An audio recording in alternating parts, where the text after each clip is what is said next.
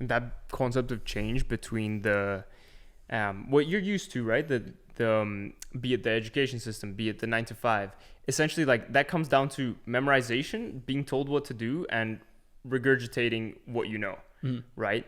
Whereas when you come into the space, you realize, and this is something that really hit me as I've been in the last year and really trying to figure things out for myself.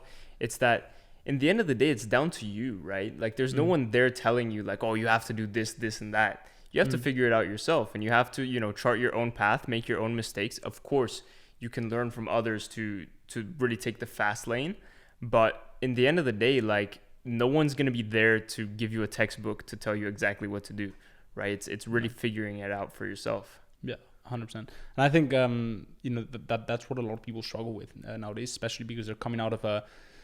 And again, I don't want to be I don't want to seem like the grandpa saying, these younger generations and to, we're still very young ourselves. So, and I still include myself in this generation, but this like younger generation, we have a lot of advantages and I believe in it so much, but I feel like very few people can tolerate frustration to the level that you have to be, that you have to tolerate it if you're starting out, if you're starting a business, right? Like, most people are just, they've been, everything has been sugar coated for them.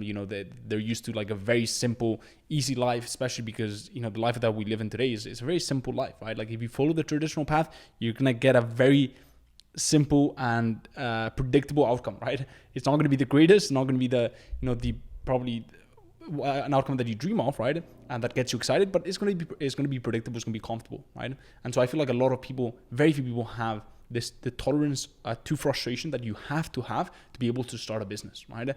Like I see this all the time. Like people are not willing to they cannot take frustration. Like they're frustrated so easily, right? And when they're frustrated, they just give up, or you see, they react emotionally and they make the wrong decisions, right? Because they're emotionally charged and they're like, fuck this, like, yeah, I've had enough.